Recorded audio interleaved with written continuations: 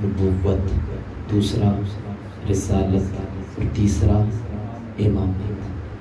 اور یہ بھی اگر آپ کے ذہن میں انشاءاللہ محفوظ ہوگا کہ عہدہ نبوت حضرت آدم علیہ السلام وعلی نبینا، عہدہ رسالت حضرت نوح علیہ السلام، اور عہدہ امامت حضرت ابراہیم علیہ السلام۔ کون ہے ابراہیم؟ حضرت ابراہیم سمجھ میں آئے اور ان کی ساری زندگی سمجھ میں آئے، پھر پتہ چلے گا کہ یہ امامت ہے کیا ہے۔ توجہ فرما رہے ہیں؟ یہ تھوڑی سی ناساز ہے، لیکن آپ کی دعائیں انشاءاللہ اگر ساتھ میں مالک آپ کو خدا سلامت رکھے۔ حضرت نوح علیہ السلام کو اللہ نے 100 سال تک اولاد سے نہیں نوازا، 100 سال اولاد نہیں تھی، اور جب آقا کی گود میں حضرت ابراہیم علیہ السلام کی گود میں حضرت اسماعیل علیہ السلام وعلی نبینا آئے، اس وقت حکم خدا ہوا کہ اے ابراہیم اس بیٹے کو وادی غیر ذی زر میں چھوڑا۔ جس کو اولاد لیٹ ملی ہے وہ اس دکھ کو سمجھتا ہے کہ 100 سال کے بعد اللہ نے اولاد دی، پھر کیا کہا کہ اسے وادی غیر ذی زر میں چھوڑ کے، ایسی وادی کہ جہاں پہ کھانے پینے کے لیے کچھ نہیں ہے۔ حاجی بتا سکتے ہیں سیاہ پہاڑوں کے، سیاہ پتھروں کے علاوہ کچھ نہیں ہے، چھوڑ کے آؤ۔ چھوڑ کے آئے اور 13 سال کے بعد، ٹھیک 13 سال کے بعد خواب میں حکم خدا ہوا کہ اے ابراہیم،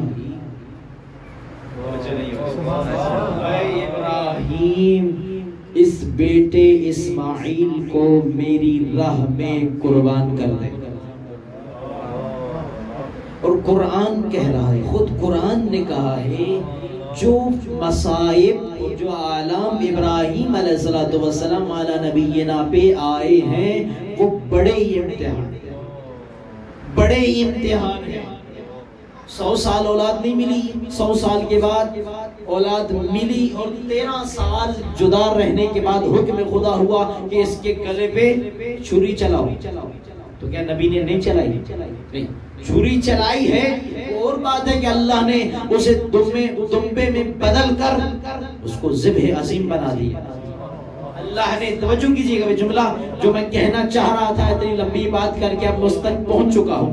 جب ابراہیم علیہ السلام نے یہ امتحانات دیے، اور اللہ نے کہا کہ جو ابراہیم نے امتحانات دیے ہیں یہ بڑے امتحانات ہیں، بڑے مصائب ہیں۔ جب ہر کام میں قرآن کہتا ہے جو بھی امتحان دیا ہے تمام میں حضرت ابراہیم میں 100 میں سے 100 لیے، 100 میں سے 100 لیے۔ جب ہر کام پہ پورے اترے، ہر امتحان پہ پورے اترے، اس وقت اللہ نے کہا ابراہیم تو میرے ہر امتحان پر پورا اترا جا، میں اللہ نے تجھے انسانوں کا امام بنایا ہے، تجھے انسانوں کا امام بنا دیا ہے۔ تو یہ عہدہ امامت ایسے نہیں حاصل ہوتا، ایسے نہیں ملتا، بلکہ امتحانات دینے پڑتے ہیں۔ دیکھیں حضرت ابراہیم کے پاس کیا کیا عہدہ تھا؟ عہدہ نبوت، عہدہ رسالت، عہدہ خلیل، عہدہ خلت بھی تھا، خلیل خدا تھے، لیکن ان 3 عہدوں پر نبی نے نہیں کہا خدایا ایسا میری ذریت میں دے دے، لیکن جب اللہ نے امام بنایا قالو وَمِن ذُرِّيَّتِي، اے خدایا اس عہدے کو، اس امامت کو میری ذریت میں دے۔ توجہ نہیں ہے، میری ذریت میں دے۔ تو کیا آیا جواب اللہ کا؟ قَالَ يَنَالُ عَهْدِ الظَّالِمِينَ، یہ میرا عہد ہے، یہ امامت میری طرف سے منصب ہے، یہ امامت منصب میں ظالموں کو نہیں دیتا۔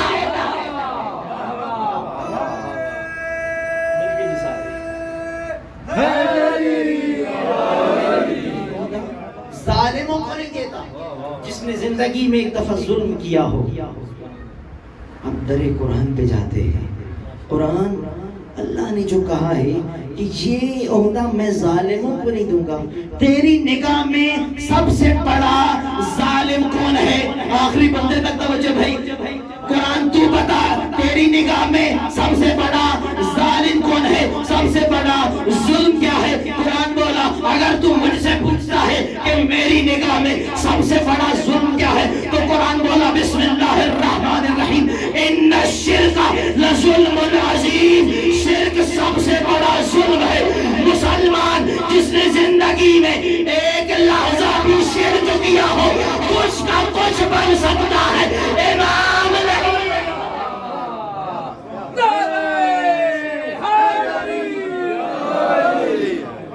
جس کی زندگی اور اگر جملہ ابھی تک سمجھ نہیں آیا جملہ بدل کے کہو جس کی آدھے سے زیادہ زندگی شرک میں گزرے. آدھی سے زیادہ زندگی شرک میں گزرے کچھ کا کچھ بن سکتا ہے امام نہیں بن سکتا.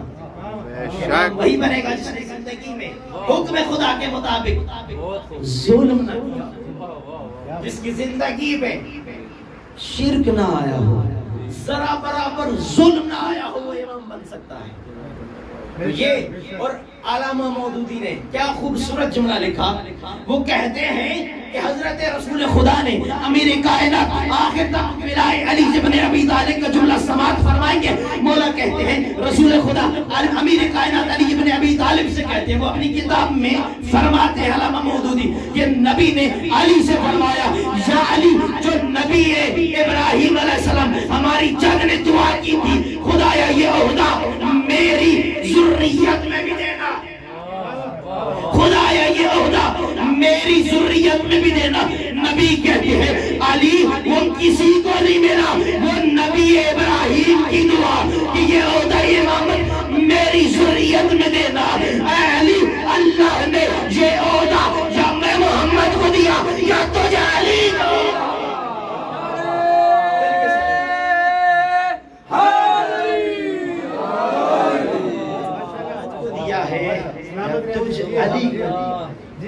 تجھ علی کو دیا ہے یا تیری ذریت کو دیا ہے.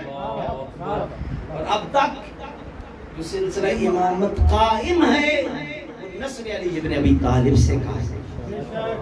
توجہ ہے آپ کی, یہ عہدہ ظالم کو نہیں ملنا جس نے زندگی میں ایک لحظہ بھی ظلم نہ کیا, جس کی زندگی میں ایک لحظہ بھی اطاعت پروردگار کے بغیر نہ گزرا ہو, تو جس نے کئی برس کئی سال اللہ کے غیر کو سر جھکایا ہو, جس کی جبی کسی اور کے سامنے نیاز مند رہی ہو, کچھ بھی بن سکتا ہے, امام نہیں بن سکتا.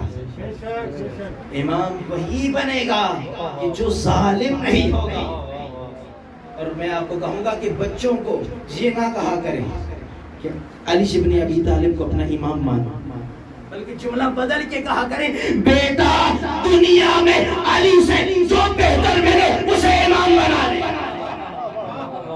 دنیا میں علی سے بہتر جو ملے. دیکھیں ہمارا معیار ہے, ہر چیز میں ہم نے معیار بنائی ہوئی ہے. ہم ہر چیز کا ایک معیار رکھتے ہیں. اگر اس معیار پہ بندہ پورا اترے تو ہم اس سے اپنا کام لے لیتے ہیں. مثال کے طور پر ڈاکٹر, آنکھ کے ڈاکٹر کو دل چیک کروائیں گے, اس نے اسپیشلسٹی آنکھ میں حاصل کی ہے, آپ اس کے سامنے بیٹھ جائیں نہیں یہ بلا خیر ہے آپ ہمارے دل کا علاج کیجیے, پھر علاج ہوگا ضرور لیکن آپ نہیں ہوں گے. ٹھیک ہے, اسپیشلسٹ ہے آپ, ہر کام آپ اس سے کرتے ہیں جو اس کام کی شرائط کو پورا کرتا ہو. آپ کہتے ہیں آپ علی ابن ابی طالب کے ہی فضائل پڑھتے ہیں اور علی ابن ابی طالب کو ہی بلندیاں دیتے ہیں. میں کہتا ہوں مسلمان ہم شوق سے علی ابن ابی طالب کو فضائل نہیں دیتے, جا تیرے اوپر چھوڑا دنیا پہ نگاہ دوڑا, اگر علی سے بڑا تجھے عالم مل جائے لے آ, امام میں بنا جو علی سے بڑھ کر عالم, جو علی سے بڑا شجاع ہو, جو علی سے بڑا سخی ہو, ہر کمال پہ علی ابن ابی طالب پورا اترے ہیں. آیت اللہ خمینی نے کیا جملہ فرمایا, کہتے ہیں علی ہما چیز آست, توجہ نہیں ہے آپ نے بھائی, علی ہما چیز آست, علی ہر چیز ہے. کہتے ہیں مقام سخاوت پہ دیکھا تو علی بلند نظر آئے, مقام علم پہ دیکھا تو علی بلند نظر آئے, مقام شجاعت پہ دیکھا تو علی بلند. جس طرح علی بلند ہے, علی کے بیٹے بھی بلند ہیں, علی کے فرزندان بھی بلند ہیں, جو ہر کمال پہ موجود ہیں. عزیزان محترم, آج کا علی, آج کے وقت کے علی, جن کی ہم ریت ہے, جن کی ہم نے بیعت کرنی ہے, وہ بھی ہر لحاظ سے افضل و اعلیٰ ہے اور ہر کمال پر موجود ہے, ہر کمال ان کے اندر موجود ہے. آقا شیخ صدوق علیہ الرحمہ نے خط لکھا مولا امام زمان, صلوات پڑھیں,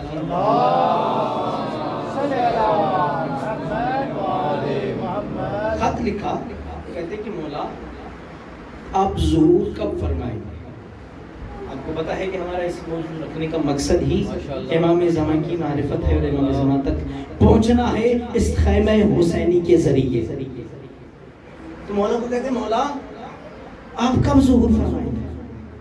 جوان توجہ فرما رہے عزیزان, آپ کب ظہور فرمائیں گے؟ اور پھر لوگ ہمیں کہتے ہیں, آقا شیخ صدوق کہتے ہیں کہ مولا لوگ ہمیں کہتے ہیں تمہارا امام ہے تو اس کے وجود پر ہمیں دلیل دو. تو مولا نے جو ان کے خط کے جواب میں لکھا, مولا کہتے ہیں شیخ صدوق جب کوئی آپ سے پوچھے نا کہ آپ کے امام کے وجود کی دلیل کیا ہے, تو انہیں کہا کرو میرے وجود کی سب سے بڑی دلیل میرے شیعوں کا وجود ہے. آپ نے توجہ نہیں کی, تشریح کرنے لگا ہوں, میرے شیعوں کا وجود ہے اس لیے کہ جس طرح سے تم انہیں مٹانا چاہتے ہو, انہیں مارنا چاہتے ہو, یہ تم سے مرتے نہیں ہے. کیوں نہیں مرتے؟ اس لیے نہیں مرتے کہ ان کی پشت پر ایک زندہ امام کا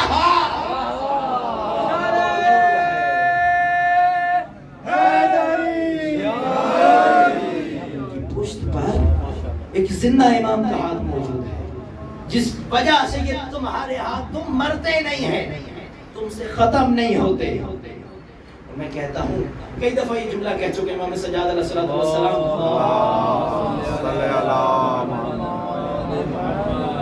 کا جو خطبہ, جو لائن باللائن کے دربار میں جو مولا نے دیا ہے, اتنا عظیم خطبہ ہے, محترم پڑھنے کی ضرورت ہے اس خطبے کو. ایک ایک جملہ, ایک ایک حرف, ایک ایک لفظ قیمتی ہے. مولا نے جب اسے 5 فضیلتیں اسے سنائی نا اپنی, اللہ نے انعام 6 انعام مولا نے سنائے ہیں کہ اللہ نے ہمیں 6 انعام دیے ہیں.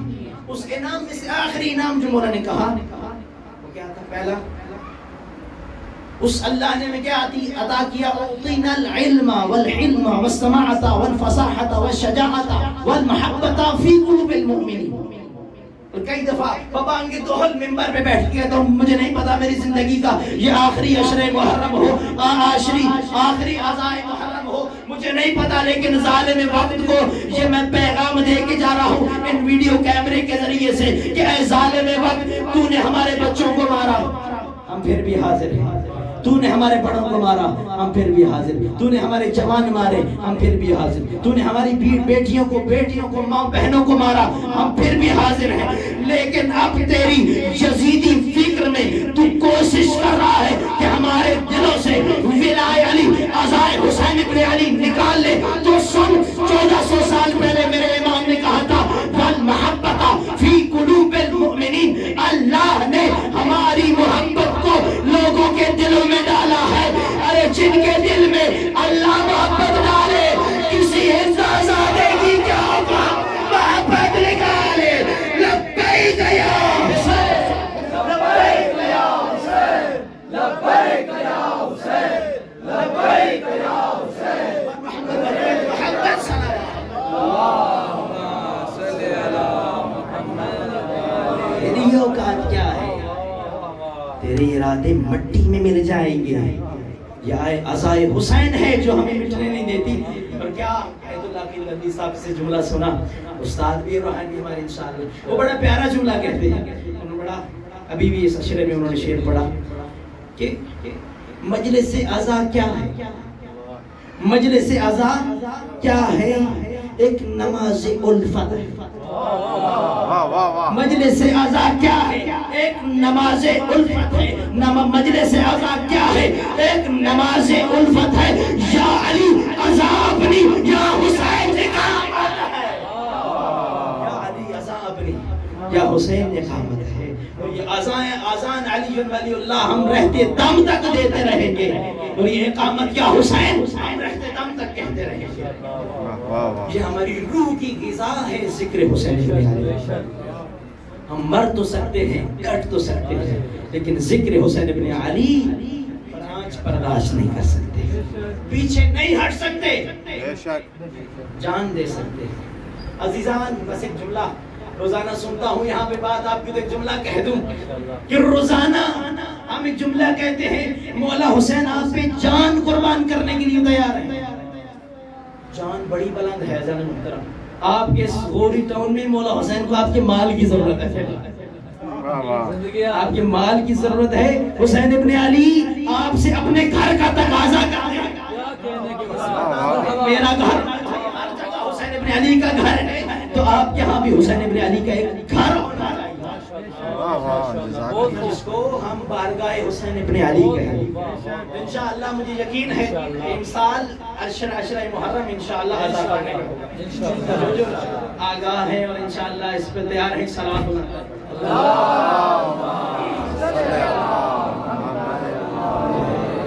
نعرہ تکبیر، نعرہ رسالت، مل کے نعرہ حیدری،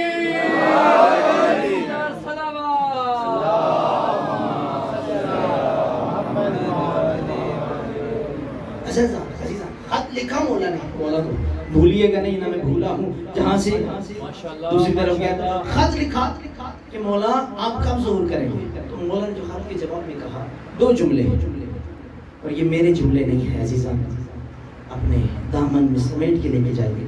یہ میرے جملے نہیں ہیں، آپ کے وقت کے امام نے آپ تک میسج پہنچایا ہے. مولا کہتے ہیں شیخ صدوق ہمارے شیعوں کو کہہ دے اگر دو صفات ان میں آ جائیں میں کب کا ظہور کر جاتا. زیادہ نہیں، دو صفات. پہلی صفت کہ میں نہیں کہہ رہا میرے اور آپ کے وقت کا امام یوسف زہرا، پانی نے خون روتا امام. پہلا جملہ کہ اگر یہ آپس کے اختلافات کو ختم کر کے ایک ہو جائیں، یہ منافقتیں چھوڑ دیں، آپ اس کے اختلافات کو چھوڑ کر ایک ہو جائیں. پھر دوسرا جملہ مولا کا بڑا ہی عظیم ہے. مولا کہتے ہیں اگر ہمارے چاہنے والے اپنے دلوں میں اطاعت امام کا جذبہ پیدا کر لے میں کب کا ظہور کر. دلوں میں اطاعت امام کا جذبہ نہیں، اپنی منمانیاں کرتے ہیں، ہر معاملے میں اپنے آپ کو آگے کرتے ہیں. نا عزیزان محترم، اگر امام کا ظہور چاہیے تو پھر دل میں اطاعت امام کا جذبہ پیدا. اللہ اکبر، کیا کہے، اطاعت امام کا جذبہ نہیں ہے ان کے دلوں میں. امام کی اطاعت نہیں کر سکتے، امام کے حکم پر یہ اپنا جان مال قربان نہیں کر سکتے. امام کی خاطر جو کچھ امام کہے وہ نہیں کر سکتا، اس لیے میرا ظہور نہیں ہو رہا. اور عزیزان محترم، اطاعت امام کا ایک چھوٹی سی مثال کہ جو ہم پریکٹیکل روزانہ کرتے ہیں، نماز با جماعت.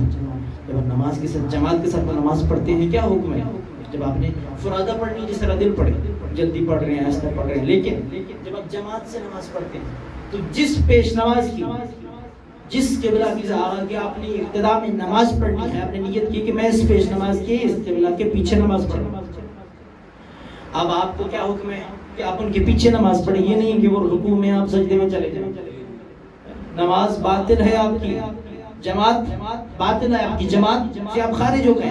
نماز تو آپ کی ہے لیکن جماعت آپ کی باطل ہے، آپ جماعت سے خارج ہیں. حکم کیا ہے؟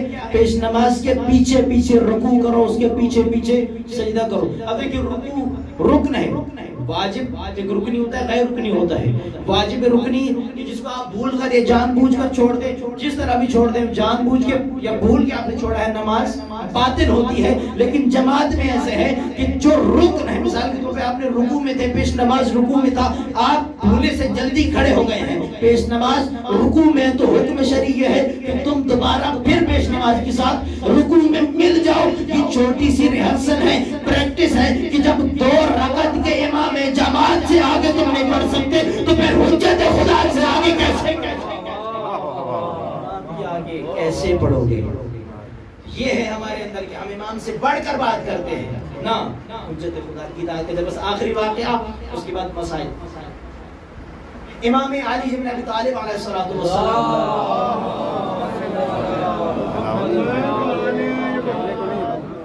اور اگر طبیعت پہ ہماری یہ بات گراں گزرے تو معاف کیجیے گا، مولا کی خدمت میں چند صحابہ کا مولا فلاں کے خلاف جنگ کیجیے، بڑا وہ فاسق ہے، فاجر ہے، کہتے ہیں ابھی تم لوگ تیار نہیں ہو، تم لوگ ابھی اس لائق نہیں ہو اس کے خلاف جنگ کیجیے۔ کہتے نہیں مولا تیار ہے، ہم تو بالکل ریڈی ہیں، بالکل ٹینشن ہے کہ نہیں آپ تیار نہیں ہیں، بار بار اصرار کرتے رہے۔ مولا نے کہا چلے ٹھیک ہے، ہم آپ کا ایک چھوٹا سا ٹیسٹ لے لیتے ہیں، جو ہے آپ کی، میں کہتا ہوں ہمارا بھی ٹیسٹ شروع ہے، ہمارا بھی ٹیسٹ شروع ہے، وقت کے امام کی حضور ٹیسٹ شروع ہے، کہ میں آپ کا ایک ٹیسٹ لے لیتا ہوں، کہ جی لیجیے، کل ایسا کیجیے گا سب کے سب اپنے سر کے بال مڑوا کے بالکل سفید سادہ کی طرح سر پہ بال نہ ہو آپ کے، مولا یہ ٹیسٹ ہے، ابھی اس کو ہم کریں گے انشاءاللہ۔ چلے گئے سارے، شمع کے پروانے گھر پہنچے۔ اب ایک نئی شادی ہوئی تھی، گھر میں نئی نویلی دلہن موجود، پریشان ہو کے بیٹھ گئے۔ بیوی نے پوچھا حضرت کیا ہوا، کیوں پریشان، کیا کروں؟ علی بن ابی طالب نے کہا ہے سر کے سارے بال مڑوا کے آنے، بس اب جملہ اشارے میں سمجھنا ہے آپ نے، سر کے سارے بال مڑوا کے نہیں، کہتی یہ تو بڑا برا ہوگا، تو بڑا برا لگے گا، تیری شکل بڑی بری لگے گی، بال سر پہ نہ ہوں گے، تو کیا کروں؟ کب میں تجھے مشورہ دیتی ہوں، میں تجھے مشورہ دیتی ہوں، میں تجھے وقت کے امام کے خلاف مشورے دیتی ہوں، اور جب بھی دنیا امام کے خلاف کسی بھی عورت کے پیچھے چلائی ہے، حجت خدا کے خلاف عورتوں کے بات ماننا شروع کی ہے، وہیں سے امت کی تنزلی شکار کے اندر وہ گر گئے ہیں، نیچے جانا شروع ہو گئے۔ کہتی ہے میں تجھے کہتا ہے بتا مشورہ دے، کہتی مشورہ یہ ہے کہ آپ ایسا کیجئے تھوڑے سے بال مٹوائیے، مکمل نہ کریں، سر پہ رومال باندھیے۔ علی کو کیا پتا، توجہ نہیں ہے بھائی آپ نے، علی کو کیا پتا، یہی سے تو دنیا کو پتا نہیں چلا کہ علی کو کیا پتا۔ وہ علی جو کہتے ہیں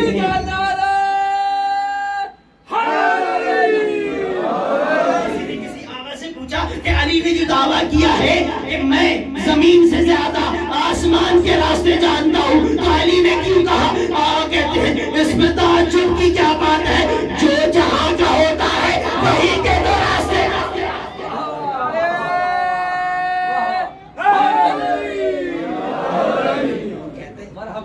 مشورہ پسند آگا، کہا کہ سر پہ کھول پہننا اور یہ جلدی نہ کرنا، اگلی صفوں میں کھڑے نہ ہونا، پچھلی صفوں میں کھڑے ہونا۔ اب جس بات کی معافی مانگی تھی وہ جملہ ابھی آ گیا ہے، صفیں لگ گئی، کائنات کے امیر یعصوب الدین اپنی گھوڑے پہ سوار ہیں، حکم دیا کہ اپنے سر سے خود اتارے جائیں، سب نے خود اتارے، امیر کائنات نے اپنی ذوالفقار نکالی اور ایک ایک کے سامنے آنا شروع ہے، اور جب اس حضرت کے سامنے پہنچے اور سر سے ذوالفقار کی نوک سے سر سے رومال ہٹایا، نیچے سے بال برآمد ہوئے، علی کہتے ہیں تم تو کہہ رہے تھے ہم تیار ہیں، اور جو علی کی حجت خدا کے کہنے پر، میں اشارہ اور طرف کروں گا، حجت خدا کے کہنے پر چاند بال قربان نہ کرے، چاند کیسے؟ یاد رکھیے گا، داڑھی بال یہ ہر مکتب میں سنت ہے، فقہ جعفریہ میں سنت نہیں، واجب ہے۔ جو امام کے حکم پہ واجب نہ رکھے وہ جان کیسے دے؟ تو حجت خدا کے آگے نہیں بڑھنا، امام کے اوپر امام کی اطاعت کرنی ہے، امام کے حکم کو سر تسلیم کرنا، ناراض نہ ہوئیے گا۔ ہم اگر حقیقی شیعہ ہیں تو پھر ان کے ہر ایک حکم کو ماننا پڑے گا، مجھے اچھا لگے یا نہ لگے، جو ہے اطاعت امام کے جنہوں نے دم بھرا ہے، پھر انہوں نے اپنا سب کچھ قربان کیا، اور ہمیں بھی سکھایا ہے کہ جب تم نے حجت خدا کی بیعت کی ہے تو پھر اپنے وقت کی حجت کی خاطر اپنا مال، اپنی جان، اپنی اولاد تک قربان کرو۔ لیکن آزادارو، عزیزو، جوانو، بزرگو، جس طرح جس نے جو کچھ قربان کیا، لیکن جس نے بھی جو قربان کیا، میری بی بی ثانی زہرا سے کم قربان کیا۔ اجرکم علی اللہ۔ خدا سلامت رکھے، خدا آپ کے گھروں کو آباد رکھے، خدا آپ کی اولاد کو سلامت رکھے۔ اولاد کسے پیاری نہیں ہوتی، کون ہے ایسا جسے اولاد نہ پیاری ہو، لیکن جب وقت نصرت امام کا آ جائے تو پھر زینب جیسی عظیم بی بی اپنا بھرا گھر لٹا دیتی ہے وقت کے۔ ہم اپنے وقت کے امام پہ کیا قربان کر رہے ہیں؟ ہم اپنے وقت کے امام کو کیا دے رہے ہیں؟ روزانہ سنتا ہوں ہمارے عزیزان آپ سے دست بستہ، یہ بڑی سخت بات ہے کہ بندہ اپنا نفس، اپنی عزت نفس بھول کر آپ کے سامنے دست ادب جوڑ کے کہے کہ یار امام کا گھر بن رہا ہے، اس پہ ہمارے ساتھ تعاون کرو۔ وہ تھا نصرت امام کا وقت آیا تو بی بی زینب نے اپنا سب کچھ قربان کیا۔ کیسی سیدہ عزادارو، جو نانا کے روزے پہ جانے کے لیے رات کی تاریکیوں کا انتظار کرتی تھی نا، وہ ہمارے لیے اس دین کو، اس قرآن کو، اس رسالت و توحید و امامت کو محفوظ کرنے کے لیے دن دہاڑے شرابیوں کے مجمع میں آ گئی۔ عزادارو، اس بی بی نے کیا کیا قربان کیا، کیسی کیسی قربانی دی ہے بی بی زینب نے۔ دنیا بی بی کی کون کون سی قربانیوں کو بھولے گی؟ عزادارو، جب کربلا کے میدان میں شہادتوں کا سلسلہ علی اکبر کی آذان سے شروع ہوا، تمام آوان و انصار جا رہے ہیں بار بار، بی بی زینب کہتی ہے بیٹا اوم، بیٹا محمد، جائیے مامو حسین سے کہیے مامو ہمیں مقتل میں جانے کی اجازت۔ اجرکم علی اللہ۔ عزادارو، آئے ہیں مولا اون محمد را کے کہتے مامو جان ہمیں مقتل میں جانے کی اجازت دیجئے۔ حسین کہتے اون محمد تم تو اکیلا میری زینب کا آسرا ہو، تمہارے بعد میری زینب کا کیا ہوگا؟ اجرکم علی اللہ۔ رک کہتے ہیں مامو اماں نے تو تیار کر کے بھیجا ہے، یہ جو ہمارے پہلو کے ساتھ تلوار لٹک رہی ہے یہ اماں زینب نے تو دی ہے۔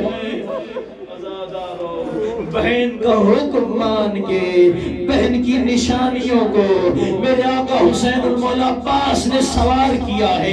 دونوں بھائیوں نے آپس میں بات کی، ان کہتے محمد میں میسرے پہ جاؤں گا، تو میمنے پہ جانا، میرا بھائی ہم جعفر تیار کا خون ہے۔ عزادار آئے ہماری، دونوں نے جنگ شروع کی، بڑے لئینوں کو فنار کیا۔ پسرے ساج کہتا ہے یہ اکیلے نہیں، جعفر تیار کا علی کا خون ہے، انہیں گھیر کے مارو۔ اجرکم علی اللہ۔ اب کون برداشت کرے گا؟ خدا کرے میں جملہ پڑھ لوں۔ جب گھیرنے کا نام آیا اور کسی نے تلوار، کسی نے نیزہ، ایک لئین نے گرز مارا جو ان کے سر پہ لگا، سر دولیم ہوا، گوڑے سے اترے، ان کو تلوار لگی، رو کے سلام کر کے کہتے ہیں مامو مدد کو آئیے۔ اور عزادارو، جب بھی کوئی ہاشمی مقتل میں جاتا تھا حسین کھڑے ہوتے تھے، بیبیاں درِ خیمہ پہ ہوتی تھی، ہر بی بی چہرہ حسین کو دیکھ رہی ہوتی تھی۔ جب تک حسین کا چہرہ شاد ہوتا تھا بیبیاں سمجھتی تھی بیٹے کو خیر ہے، لیکن جب حسین کے چہرے کا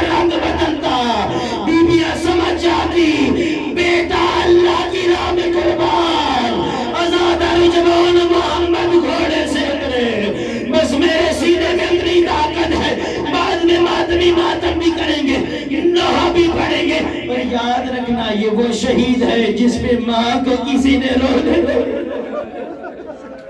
ماں رو نہیں سکی۔ اور محمد کا پرسہ دیجئے گا سیدہ کو، بی بی زینب کو پرسہ دیجئے کہ یہ بی بی تیرے آن محمد کے بڑے ارمان، او بی بی اب کربلا میں ہو دے۔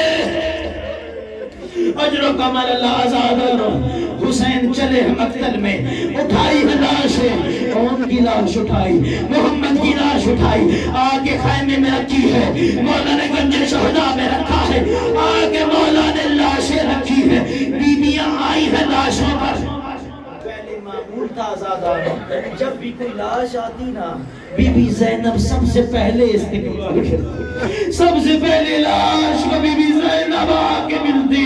اکبر کی لاش آئی، زینب پہلے آئی، قاسم کے ٹکڑے آئے، زینب پہلے آئی، لیکن جب اون محمد کے لاشیں آئے آزادہ رسال اٹھانا بی بی زینب نہ آئی۔ اس وقت آقا حسین کہتے ہیں او میرے اون محمد کی ماں کہاں؟ بیویاں کہتی ہیں اون محمد کی ماں سجدے میں ہے، شکر ادا کر رہی ہے، خدایا تیرا شکر تو نے میری محنت سار۔ آئی ہے لاشوں کے درمیان بیٹھی ہے، بس آخری جملہ ہے، ایک ہاتھ اون کے سینے پہ، ایک ہاتھ محمد کے سینے پہ، رو کے کہتی ہے او میرے لال اون، اے لال محمد، تم دنیا سے چلے گئے، اب زینب کو ماں کون پکارے؟ الا لعنت اللہ قوم الظالمین، انا للہ و انا